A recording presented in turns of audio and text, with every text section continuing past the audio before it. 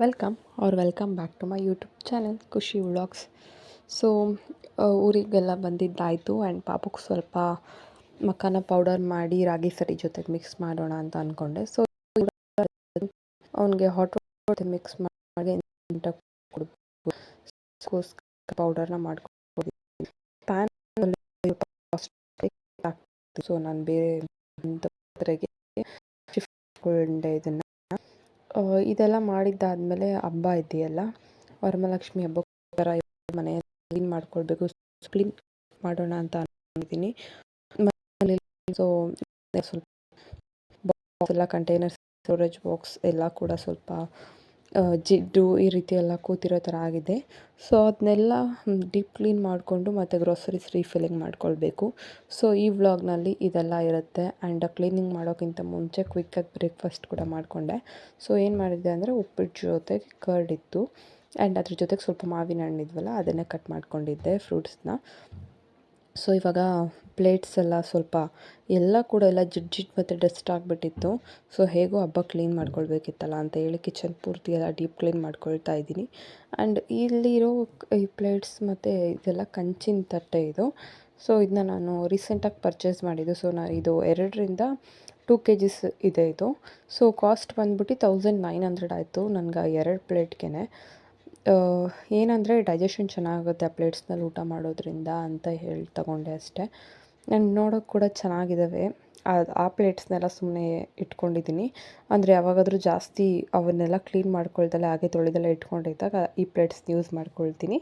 ಮತ್ತು ಇಲ್ಲ ಏನಾದರೂ ಟೀ ಕಾಫಿ ಕೊಡೋಕ್ಕೆ ಈ ರೀತಿ ಏನಾದರೂ ಯೂಸ್ ಮಾಡ್ಕೊಳ್ತೀನಿ ಅಷ್ಟೇ. ಇಲ್ಲ ಯಾರಾದರೂ ಬಂದಾಗ ತಿಂಡಿ ಕೊಡೋಕ್ಕೆ ಈ ರೀತಿ.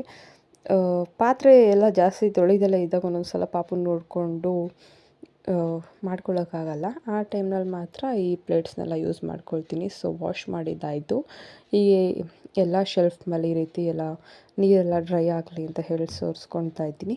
ಆ್ಯಂಡ್ ಇದೆಲ್ಲ ವಾಶ್ ಮಾಡಿದ್ದಾದಮೇಲೆ ಇನ್ನೂ ಸ್ವಲ್ಪ ಕಂಟೈನರ್ಸ್ ಇದೆ, ಅದನ್ನು ಎಲ್ಲ ವಾಶ್ ಮಾಡಿಕೊಂಡು ಎಲ್ಲ ಒಂದು ಟವಲ್ನಲ್ಲಿ ಒರೆಸಿಟ್ಕೊಂಡು ಡ್ರೈ ಕ್ಲೀನ್ ಮಾಡ್ಕೊಳ್ಬೇಕು. ಸೊ ಈ ಸ್ಟ್ಯಾಂಡನ್ನ ನಾನು ಮೀಶೋಯಿಂದ ಆರ್ಡರ್ ಮಾಡ್ಕೊಂಡಿದ್ದೆ ಆ ಪ್ಲೇಟ್ಸ್ನ ತೊಗೊಂಡಾಗ. ವಾಶ್ ಇದೆಲ್ಲ ಆಯಿತು. ಎಲ್ಲ ಪಾತ್ರೆನೂ ಕೂಡ ವಾಶ್ ಮಾಡ್ಕೊಳ್ಳಲಿಲ್ಲ, ಏಕೆಂದರೆ ಒಂದೇ ದಿನ ಮಾಡೋಕ್ಕಾಗಲ್ಲ ಪಾಪುನ ಇಟ್ಕೊಂಡು. ಸೊ ಒಂದೊಂದು ಶೆಲ್ಫ್ನಲ್ಲಿರೋದನ್ನೆಲ್ಲ ಒಂದೊಂದು ದಿನ ಕ್ಲೀನ್ ಮಾಡ್ಕೊಳ್ಳೋ ಥರ ಮಾಡ್ಕೊಳ್ತಾ ಇದ್ದೀನಿ. ಸೊ ಪಪ್ಪನ ಹತ್ರ ಇದ್ದ ಹಾಗೆ ಕ್ಲೀನ್ ಮಾಡ್ಕೊಳ್ತಾ ಇದ್ದೀನಿ ನಾನು. ಇದನ್ನೆಲ್ಲ ಕ್ಲೀನ್ ಮಾಡ್ಕೊಳ್ಳೋಕೆ 30 ಮಿನಿಟ್ಸ್ ಆದರೆ ಸಾಕಾಗುತ್ತೆ. ಸೊ ಹಂಗೆ 30 ಮಿನಿಟ್ಸಲ್ಲಿ ಅವ್ನು ಯಾರ ಹತ್ರನಾದ್ರು ಇದ್ದಾಗ ಎಲ್ಲ ಕ್ಲೀನ್ ಮಾಡ್ಕೊಳ್ಬೇಕು, ಇಲ್ಲಾಂದರೆ ಕೆಲಸ ಮಾಡ್ಕೊಳ್ಳೋಕ್ಕಾಗಲ್ಲ. ಸೊ ಈ ಕಂಟೈನರ್ಸ್ನು ಕೂಡ ಎಲ್ಲ ಮೀಶೋಯಿಂದನೇ ತೊಗೊಂಡಿದ್ದು ನಾನು. ಒಂದು ಸಲ ಕಿಚನ್ ರಿಸೆಟ್ ಮಾಡ್ಕೊಂಡಿದ್ದೆ ಆವಾಗ. ಆ್ಯಂಡ್ ಇನ್ನೊಂದು ಸಲ ಕೂಡ ರೀಆರ್ಗನೈಸ್ ಮಾಡೋಣ ಅಂತ ಅಂದ್ಕೊಂಡಿದ್ದೀನಿ. ಅದನ್ನು ಕೂಡ ನಿಮಗೆ ಬರೀ ಕಿಚನ್ ರೀಆರ್ಗನೈಸಿಂಗ್ ವಿಡಿಯೋ ಅಂತ ಮಾಡಿಬಿಟ್ಟು ಒಂದು ವಿಡಿಯೋ ಕೂಡ ಪೋಸ್ಟ್ ಮಾಡ್ತೀನಿ. ಇದನ್ನೆಲ್ಲ ಸ್ವಲ್ಪ ಡ್ರೈ ಮಾಡಿಕೊಂಡು ಹೆಂಗೂ ಯೂಸ್ ಮಾಡೋ ಪ್ಲೇಟ್ಸ್ ಅಲ್ವಾ, ಸೊ ಏನು ಒರ್ಸೋಕ್ಕೆ ಹೋಗಲಿಲ್ಲ, ಹಂಗೆ ಜೋಡಿಸ್ಕೊಳ್ತಾ ಇದ್ದೀನಿ ಸ್ಟ್ಯಾಂಡ್ಗೆ. ಸೊ ಇವತ್ತು ಈ ಸ್ಟ್ಯಾಂಡ್ ಏನು ಕಾಣಿಸ್ತಿದೆಯಲ್ಲ ಆ ಶೆಲ್ಫ್ ಪೂರ್ತಿ ಎಲ್ಲ ಅಲ್ಲಿದ್ದಿದ್ದು ಕಂಟೈನರ್ಸ್ ಅಥವಾ ಪಾತ್ರೆಗಳನ್ನ ಕ್ಲೀನ್ ಮಾಡಿಕೊಂಡೆ. ಆ್ಯಂಡ್ ನಾಳೆ ಇನ್ನು ಮಿಕ್ಕಿದ್ದೆಲ್ಲ ಕ್ಲೀನ್ ಮಾಡ್ಕೊಳ್ಳೋಣ ಅಂದ್ಕೊಂಡಿದ್ದೀನಿ. ನಾನು ಆ್ಯಕ್ಚುಲಿ ಆ ಬಾಕ್ಸಸ್ ಇದೆಯಲ್ಲ ಅದೆಲ್ಲ 8 ಕಂಟೈನರ್ಸು. ಇದು ಸ್ವಲ್ಪ ಬೆಳಗ್ಗೆ ತಿಂಡಿ ಜೊತೆಗೆ ಮಾಡಿದ್ದೆ, ಆಮೇಲೆ ಸ್ವಲ್ಪ ಗೆಸ್ಟ್ ಬಂದಿದ್ರು ಅಂತ ಹೇಳಿ ಇದನ್ನು ಎಲ್ಲ ನೆನ್ನೆ ಕ್ಲೀನ್ ಮಾಡಿಕೊಂಡೆ.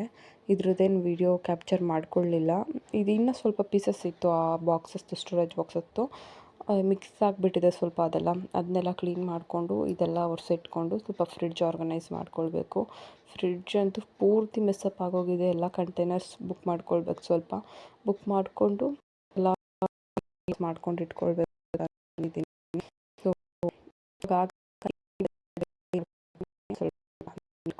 ಮಾಡಿದ್ದೀನಿ.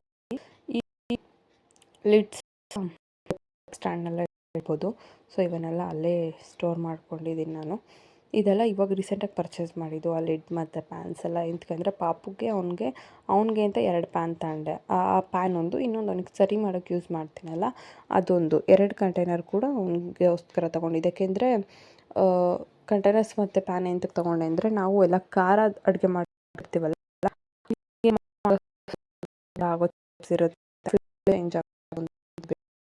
ಇವಾಗ ಕಾಯ್ಸೋಕ್ಕೊಂದೇ ಪಾತ್ರೆ ಹಾಕೊಂಡಿರ್ತೀವಲ್ಲ ರೀತಿ ಅವನಿಗೂ ಕೂಡ ಸ್ವಲ್ಪ ಇಟ್ಕೊಂಡಿದ್ದೀನಿ.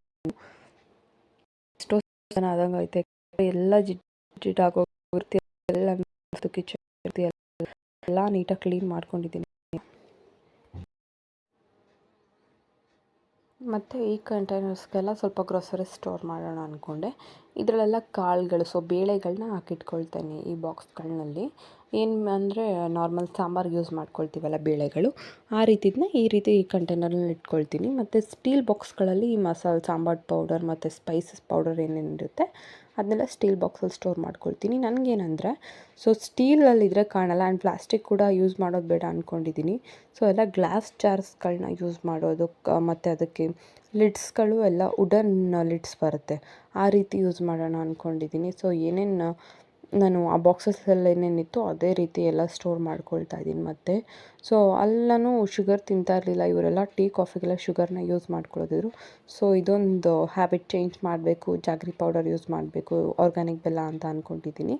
ಆ್ಯಂಡ್ ಸ್ವಲ್ಪ ಮೆಣಸಿನ್ಕಾಯಿ ಕೈಲಿ ಮುಟ್ಟಿದ್ರೆ ಪಾಪಕ್ಕೆ ಖಾರ ಆಗುತ್ತೆ ಅಂತ ಹೇಳಿಬಿಟ್ಟು ಹಾಗೆ ಸ್ಟೋರ್ ಮಾಡಿಕೊಂಡೆ.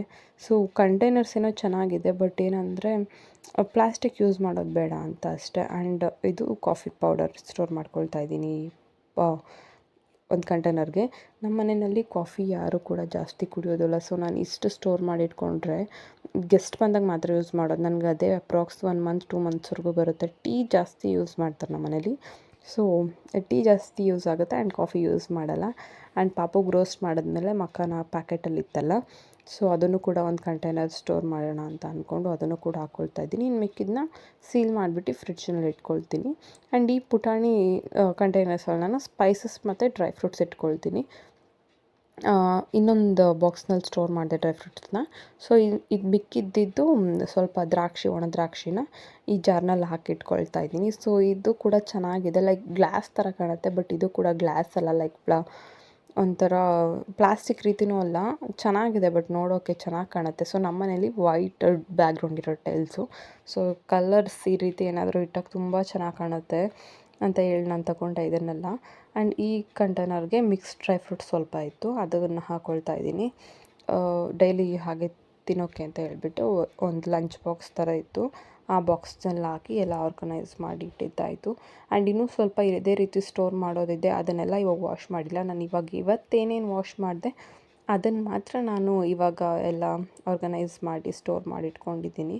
ಸೊ ಇನ್ನು ಸ್ವಲ್ಪ ಇಲ್ಲೆಲ್ಲ ಕ್ಲೀನ್ ಮಾಡ್ಕೊಳ್ಬೇಕು. ನಾನು ಆ್ಯಕ್ಚುಲಿ ಸಾಲ್ಟ್ ಮತ್ತು ಶುಗರ್ ಅಂತೀನಿ, ಹುಣಸೆ ಹಣ್ಣು ಪಿಕಲ್ಗೆಲ್ಲ ಒಂದು ರೀತಿ ಬರುತ್ತೆ ಪಿಕಲ್ ಸ್ಟೋರ್ ಮಾಡೋದು, ಅದನ್ನು ಇಟ್ಕೊಳ್ಳೋಣ ಅಂದ್ಕೊಂಡಿದ್ದೀನಿ. ಆ್ಯಂಡ್ ಸ್ಯಾರೀಸ್ ಕೂಡ ಎಲ್ಲ ಆರ್ಗನೈಸ್ ಮಾಡಬೇಕು. ನಂದು ಬಟ್ಟೆ ಇಲ್ಲಿ ಸ್ವಲ್ಪ, ಅಮ್ಮನ ಮನೇಲಿ ಸ್ವಲ್ಪ, ಎಲ್ಲ ಕೂಡ ಮಿಕ್ಸ್ ಆಗಿಬಿಟ್ಟಿದೆ. ಇನ್ನೊಂದು ಬಿರುನಲ್ಲಿ ಸ್ವಲ್ಪ ಇದೆ, ಎಲ್ಲ ಕೂಡ ಒಂದು ಕಡೆ ಆರ್ಗನೈಸ್ ಮಾಡಬೇಕು. ಇವಾಗ ಇಲ್ಲಿ ಎಷ್ಟಿದೆ ಅಷ್ಟನ್ನು ಆರ್ಗನೈಸ್ ಮಾಡಿ ಇಟ್ಕೊಳ್ತೀನಿ.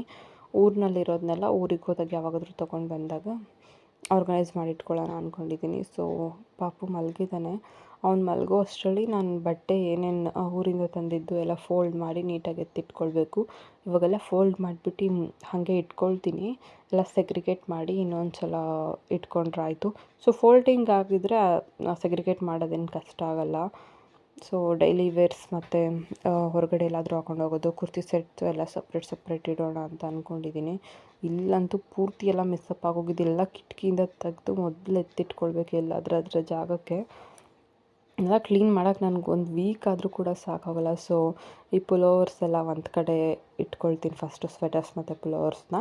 ಆಮೇಲೆ ಮಿಕ್ಕಿದ ಡ್ರೆಸ್ಗಳನ್ನೆಲ್ಲ ಫೋಲ್ಡ್ ಮಾಡೋಣ ಅಂತ ಅಂದ್ಕೊಂಡಿದ್ದೀನಿ, ಏಕೆಂದರೆ ಅವ್ನು ಇದ್ದೇಳಷ್ಟು ನಾನು ಕೆಲಸ ಮುಗಿಸ್ಕೊಳ್ಬೇಕಾಗತ್ತೆ.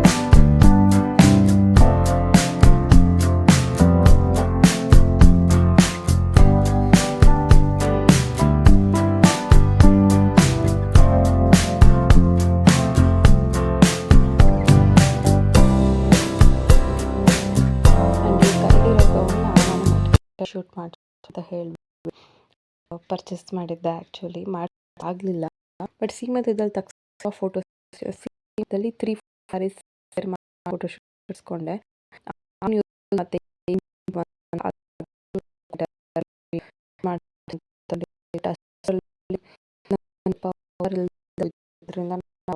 ಮುಂಚೆನೇ ಒಂದು ಹಾಸ್ಪಿಟಲ್ ಪ್ಲಾನ್ಸ್ ಆಯಿತು.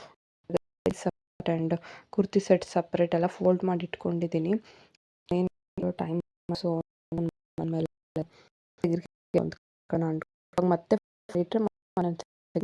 ದಿನ ಆಗುತ್ತೆ, ಮತ್ತೆಲ್ಲ ಮೆಸಪ್ ಆಗ್ತವೆ. ಸೊ ಎಲ್ಲ ಇವಾಗಲೇ ಮಾಡಿಟ್ಕೊಳ್ಳೋಣ ಅಂತ ಅಂದ್ಕೊಂಡು ಎಲ್ಲ ಕ್ಲೀನಿಂಗ್ ಆಯಿತು ಇವತ್ತಿನ ವ್ಲಾಗ್ನಲ್ಲೆಲ್ಲ. ಸೊ ಇವಾಗ ಮತ್ತೆಲ್ಲ ಫೋಲ್ಡ್ ಮಾಡಿದ್ದಾದಮೇಲೆ ಹೋಗಿ ಸ್ವಲ್ಪ ಸ್ನಾನ ಎಲ್ಲ ಮಾಡಿಕೊಂಡು ಪೂಜೆ ಮಾಡೋಣ ಅಂತ ಬಂದೆ. ಸೊ ಪಾಪು ಎದ್ದ ಅಷ್ಟರಲ್ಲಿ ಅವನಿಗೂ ಸ್ನಾನ ಮಾಡಿಸ್ಕೊಂಡು ಪೂಜೆ ವಾರ ಅಂದರೆ ನಾವು ಟ್ಯೂಸ್ಡೇ ಮತ್ತು ಸ್ಯಾಟರ್ಡೇ ಪೂಜೆ ಜಾಸ್ತಿ ಮಾಡ್ತೀವಿ. ಎಲ್ಲ ನೀಟಾಗಿ ಡೀಪ್ ಕ್ಲೀನ್ ಮಾಡ್ಕೊಂಡು ದೇವ್ರ ಮನೆಯೆಲ್ಲ ಡೈಲಿ ನಾರ್ಮಲ್ ಪೂಜೆ ಮಾಡ್ತೀನಿ. ಆ್ಯಂಡ್ ಸ್ಯಾಟರ್ಡೇ ಟ್ಯೂಸ್ಡೇ ಮಾತ್ರ ಡೀಪ್ ಕ್ಲೀನ್ ಮಾಡ್ಕೊಂಡು ಮಾಡೋದು. ಸೊ ವ್ಲಾಗ್ ಇಷ್ಟ ಆಗಿದ್ದರೆ ಲೈಕ್ ಮಾಡಿ, ಶೇರ್ ಮಾಡಿ, ಕಮೆಂಟ್ ಮಾಡಿ. ನೀವು ಲೈಕ್ ಮಾಡಿದಷ್ಟು ಕೂಡ ಇನ್ನೂ ಹೆಚ್ಚು ಸಪೋರ್ಟ್ ಮಾಡ್ದಂಗೆ ಆಗುತ್ತೆ. ಸೊ ತುಪ್ಪ ಕಾಯಿಸೋಣ ಅಂತ ಇಟ್ಟಿದ್ದೆ, ಆ್ಯಕ್ಚುಲಿ ದೀಪ ಹಚ್ಚೋಣ ಅಂತ ಹೇಳಿಬಿಟ್ಟು ಮರೆತುಬಿಟ್ಟು ಸಪ್ಪೆ ತುಪ್ಪ ಕಾಯಿಸ್ಬೇಕು ಆ್ಯಕ್ಚುಲಿ ದೇವ್ರಿಗೆ. ಮರೆತುಬಿಟ್ಟು ನಾರ್ಮಲ್ ಪೌಡರ್ ಮಿಕ್ಸ್ ಮಾಡಿಬಿಟ್ಟೆ. ಆ್ಯಂಡ್ ಎಲ್ಲ ಕ್ಲೀನ್ ಮಾಡಿದ್ದಾದರೆ ಪೂಜೆ ಮಾಡಿ ಬರೋ ಅಷ್ಟರಲ್ಲಿ ಇಷ್ಟ